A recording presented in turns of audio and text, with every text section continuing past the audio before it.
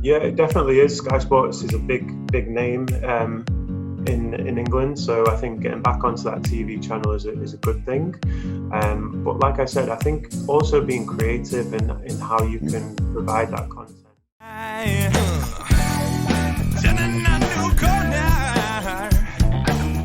Hi guys, welcome back to Total Sport. I am Reece as always, and welcome back to the Dunk Hub.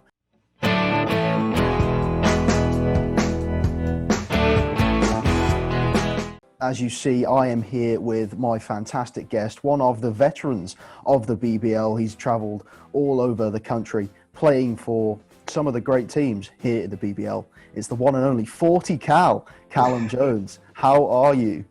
I'm good. How are you doing?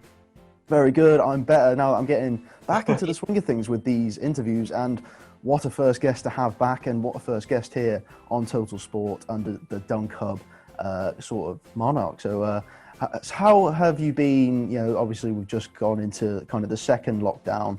What are sort of the feelings on your end? It wasn't completely unexpected, to be honest, looking at how the numbers are increasing. The main thing that was making a lot of people anxious was whether or not we'll actually have a season, I think. So getting that money from the government and, you know, being exempt from the restrictions, being classed as elite sport, then, you know, that was just a massive relief, actually. So surprisingly quite comfortable knowing that usually this time of year is pretty locked down anyway for me. I'm sure it is for a lot of guys in the league, where we just sort of focus on our training and our games. So doing okay.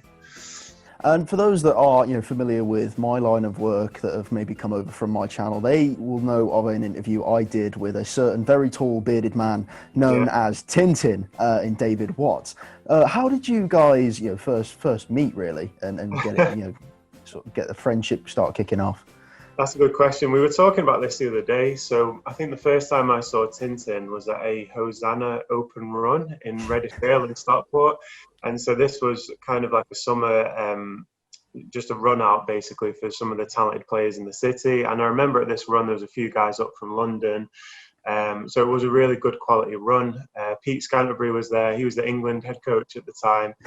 And then there was Stefan Gale, there was myself, Reece Williams, my brother was there. And then all of a sudden there was this really tall guy from Nottingham.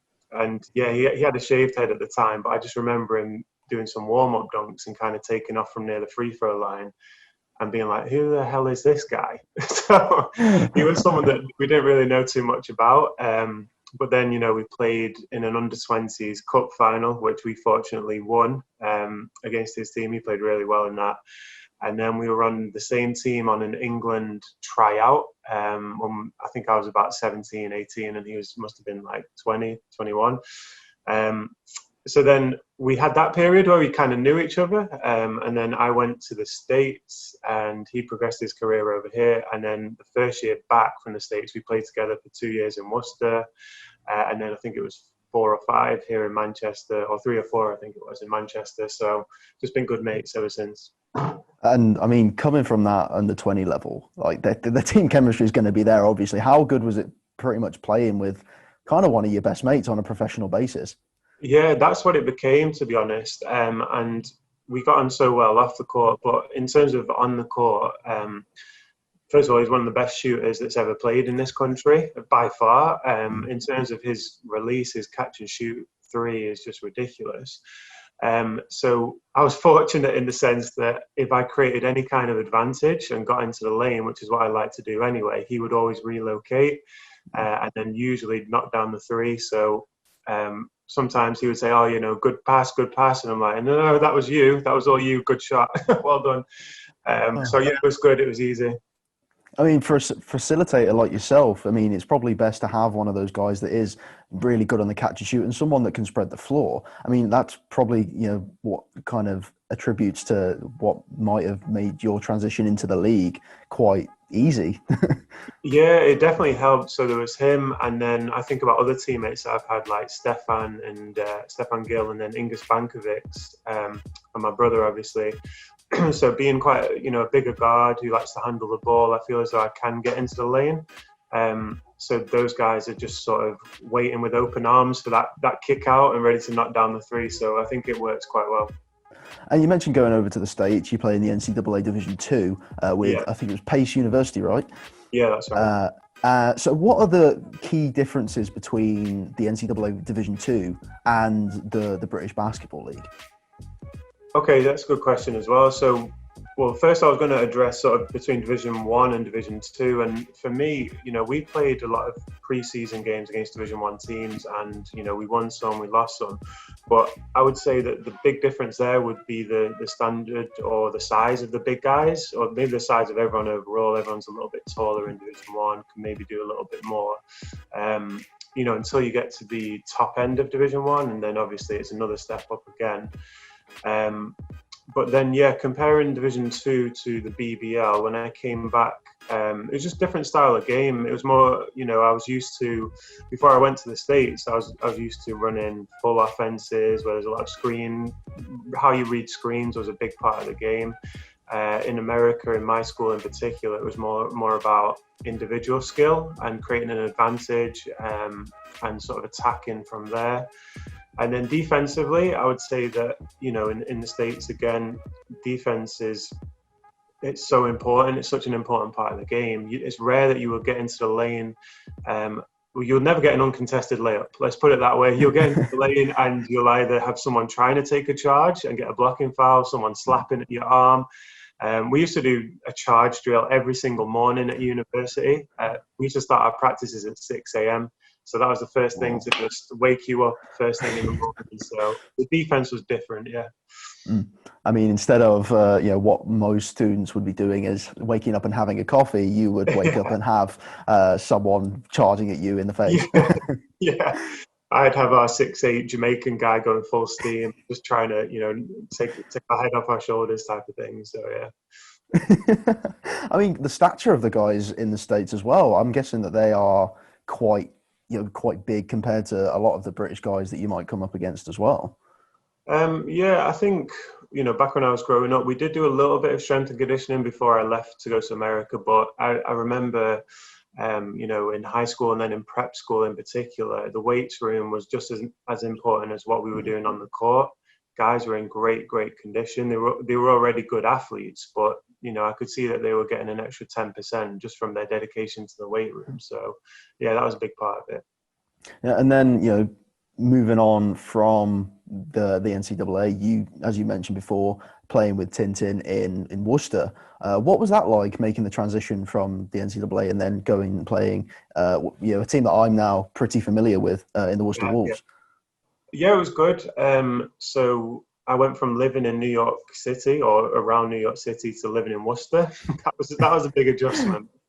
Me and Tinten walked through the town centre, I think, the first weekend we were there, and within 5 minutes we were like, no, I think that's it. But, Worcester was a great place to start my career. Paul James, he had a lot of trust in me that first year in particular to contribute a lot. And then the second year he made me a team captain.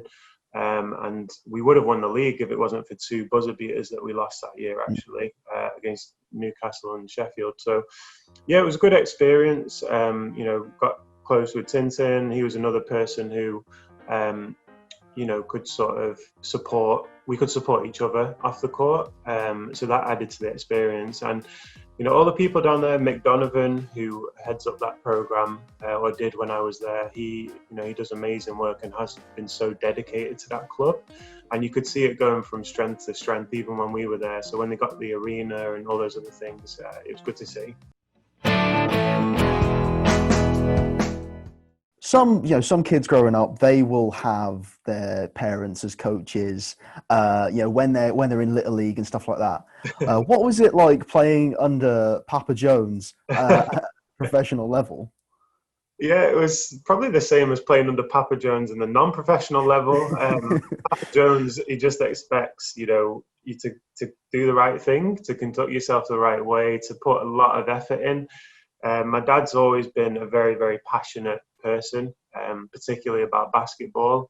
But I always found him, very inspiring in terms of the way that he could galvanize his teams and sort of maximize all the resources there to get the best out of their ability. So yeah, that first year back, it was great to have him coaching. It was obviously great to have my brother alongside me, and then there was 5 or 6 guys that we'd all played junior basketball together.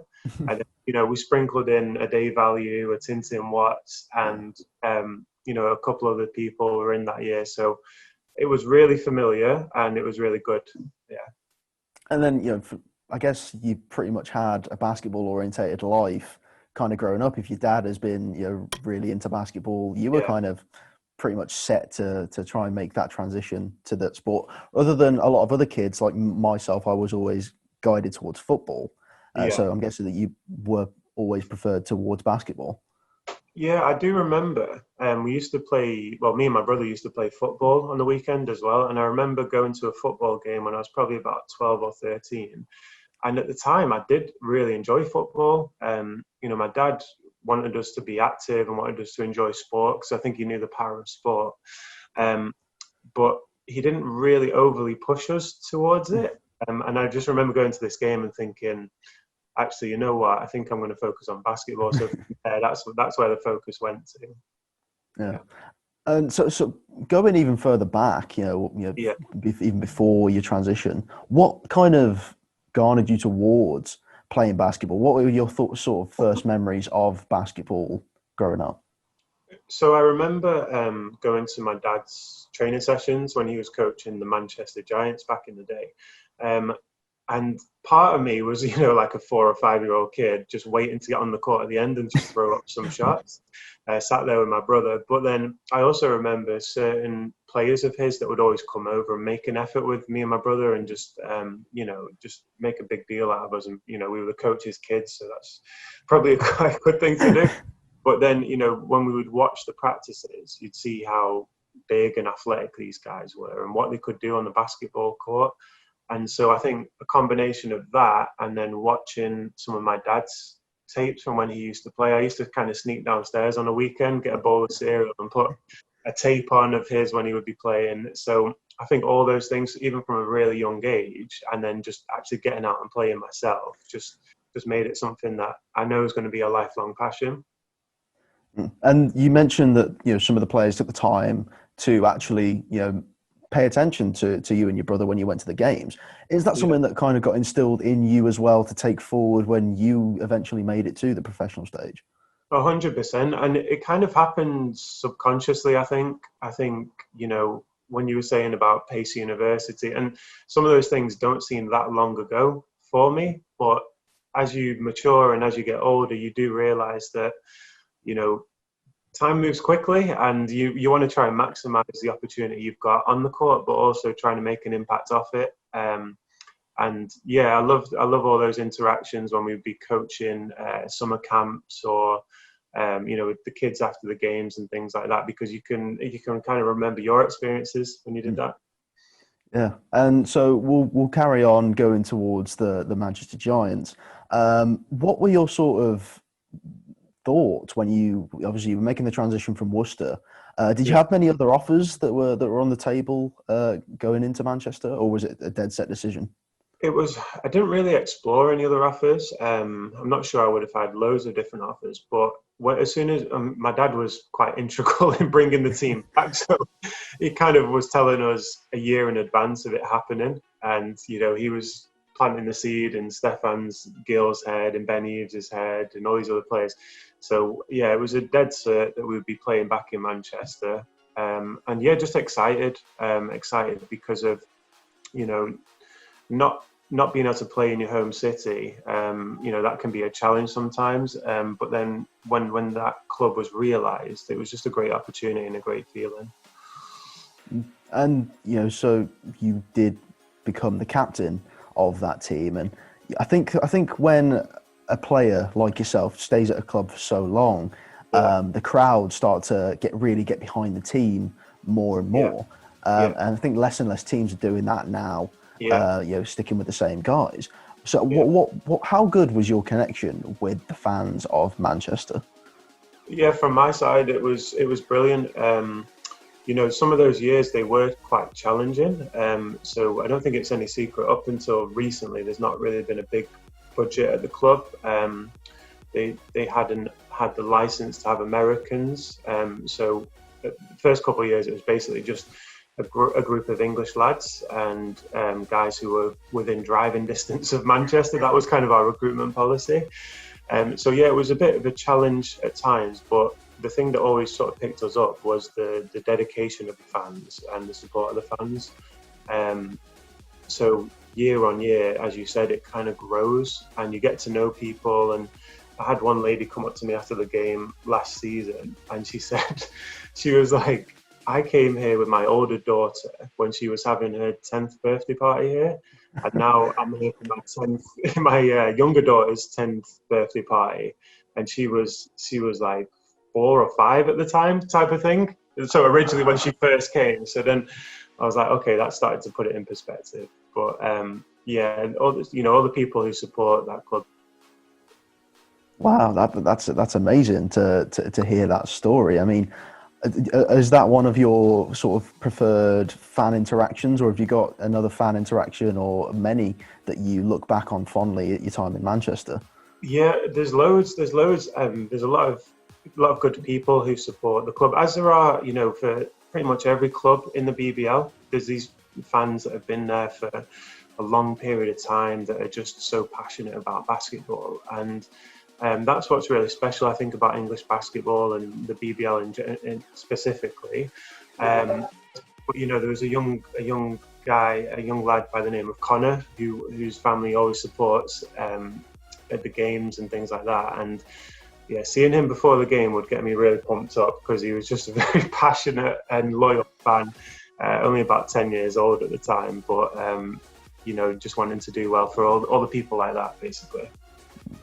And then, last season, the Giants organisation thought it was the right move to, I guess, move on from, not renewing your contract for that season. I mean, there's never any ill will towards that club. That you spent a lot of time there. But do you think that the fans are going to maybe have any animosity towards the club for allowing you to leave? I don't think so. I think it was just the timing of it was difficult, and that's what I've had said to me from some of the people that I'm close to, and things like that. But the good thing is, and with social media, you can be connected to people quite easily, not necessarily having to see them at a basketball game. So a lot of those relationships will continue, which in my mind is a real positive thing. And supposing we get crowds back, still playing with the Sheffield Sharks, hopefully, and then you go back to the Manchester Arena. Are you expecting quite the big ovation? I mean, I would if I was, spent 8 years in that great team. Well, I don't think we're actually going to be able to have fans, so not yet. That'll be taken out of it. But I don't know. I'm just going and expecting or trying to play a basketball game and hoping to do well and hoping for Sheffield, or doing everything I can to help Sheffield win a basketball game. That's really all my focus is. Before I played at the Manchester Giants, I played at the Manchester Magic for all my years growing up. And like you said, I went to the States, went to a high school, a prep school, a university. So the consistent is basketball, and that's the passion. And my passion for that is focused with the Sheffield Sharks now. And moving on with the Sharks, what are your thoughts on actually going forward with the sort of the young team? Do you think that you are going to be able to come into the squad and instill sort of the morals that you have onto this Sharks team? Yeah, I would hope so. Still sort of growing into the season, I would say. I think we've got a lot of talent this year, and the organisation has been great. It's been so professional and really made things as easy as possible for the players to be integrated into the season through challenging circumstances. And we've had good preparation with a number of pre-season games. So our ambitions are high for sure. We're currently just setting short-term goals because as we're talking, we all know that we don't know what's around the corner to some extent. But I feel very fortunate to be able to be playing for the Sheffield Sharks. They're a team with a lot of history, a lot of success behind them. And when you meet the people behind the club, you realise how passionate they are about actually pushing forward and having a lot more success. And some of the things that are on the horizon for them, it is an exciting time to be at the club, for sure. And another kind of veteran that is at the Sheffield Sharks is someone that you probably might have matched up against quite a few times, being the veteran yourself. So what is it going to be like, or what are your thoughts on working alongside Mike Tuck? He is a legend. So me and Mike played so many years against each other, and you realise when you play against someone like Mike, okay, this guy really wants to win. Like the type of screens he's setting, and even if we're friendly off the court, there's when you cross the line, there's no questions asked. It's all about winning. But then on top of that, when I've been now that I am his teammate, and I've been his teammate on the England Commonwealth Games team, you realise that he's a really good captain. He brings everybody on board. I think he's really unselfish in the way that he captains his teams. He really goes out of his way to make other people feel comfortable. It's great. I mean, the first 2 months of the season, he was picking me up from the train station pretty much every morning, and didn't really bat an eyelid. Every morning it seemed like he was happy to see me. So, like I said, all those things, I'm very fortunate to be his teammate.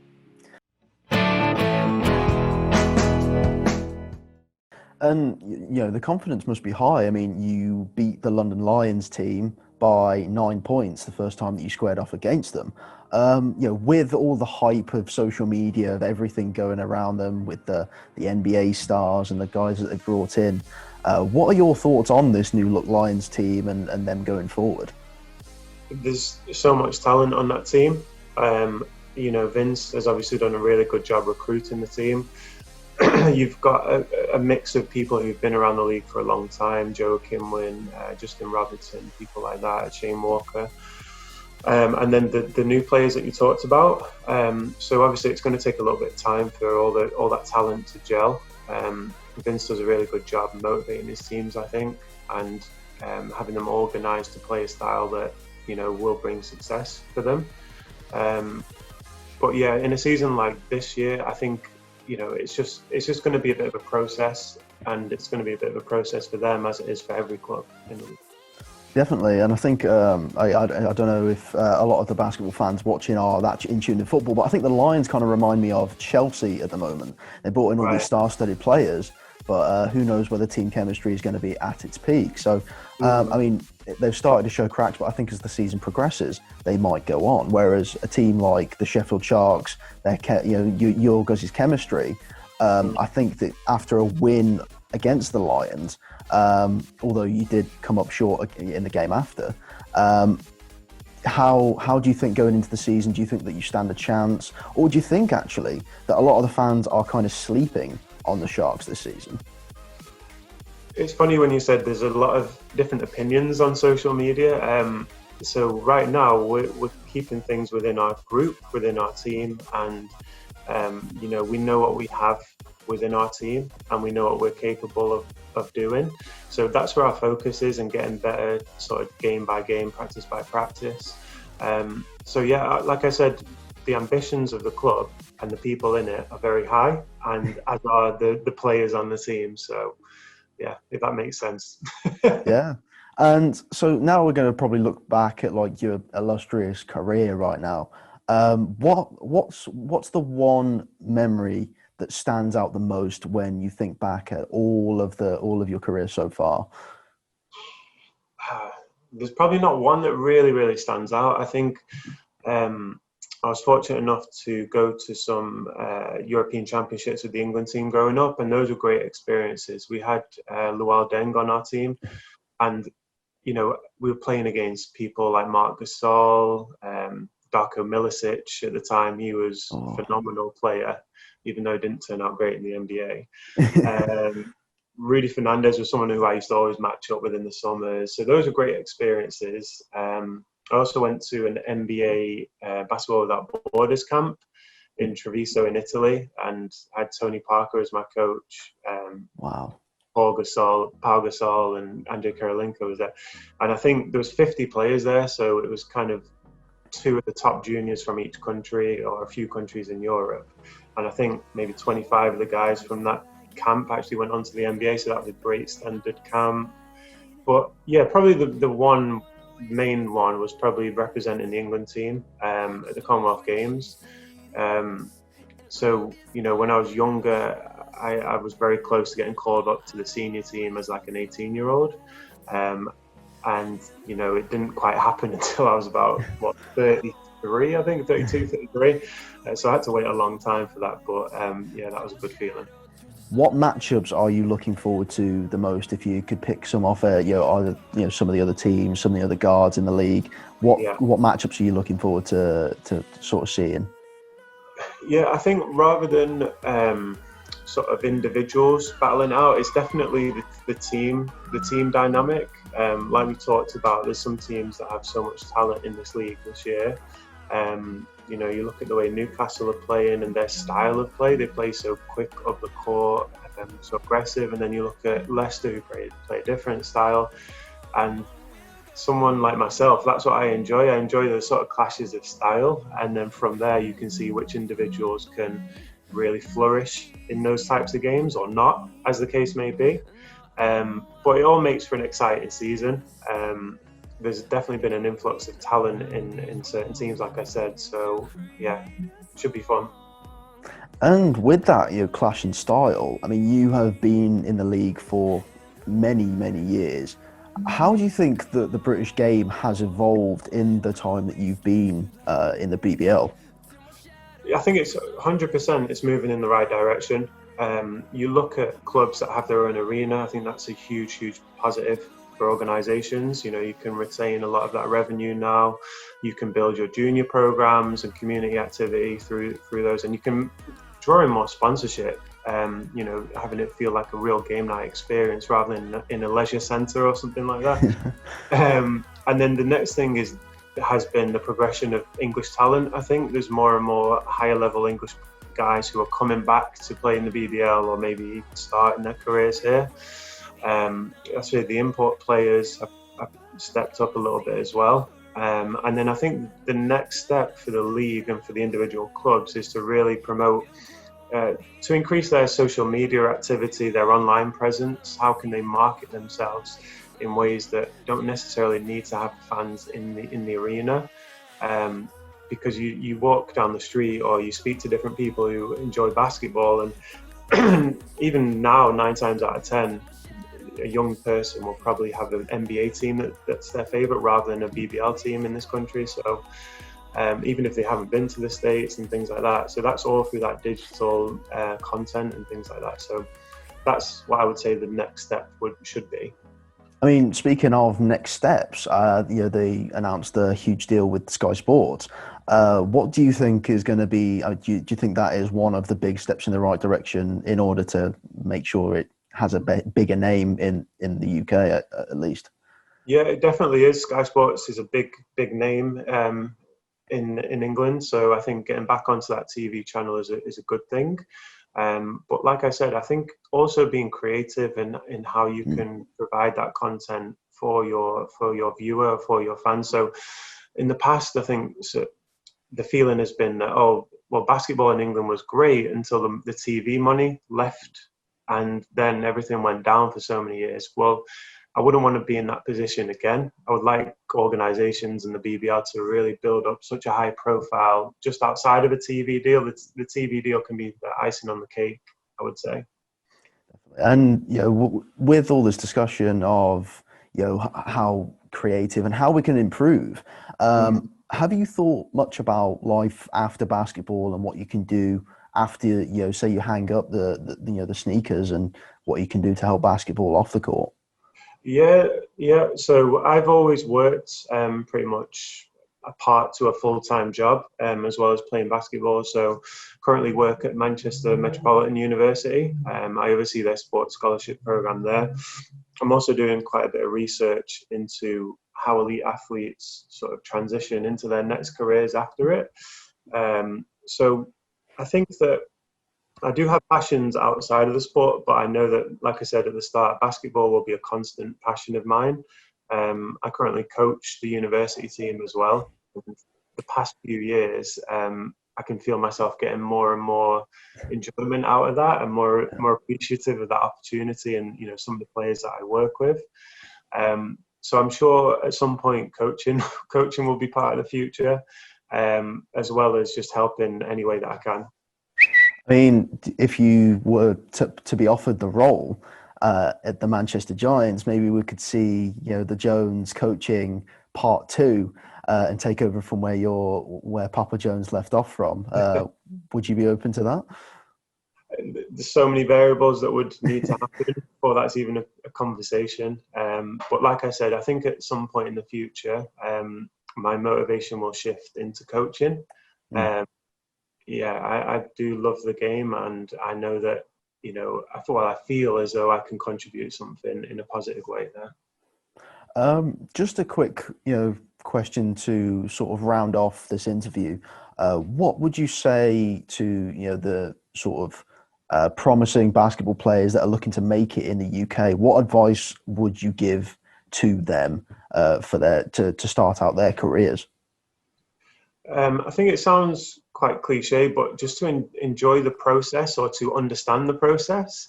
There's not going to be too many games unless you're an NBA superstar where you score 30 points or 40 points.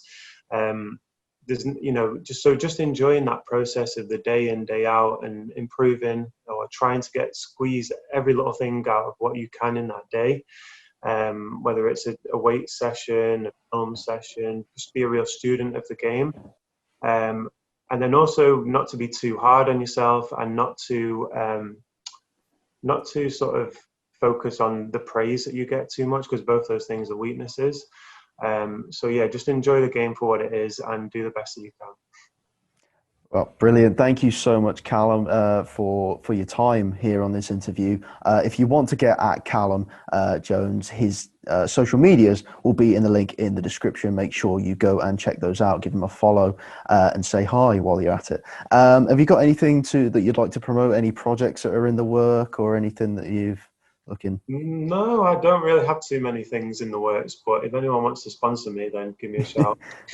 Well, make sure you get at Cal in his DMs and make sure you sponsor him.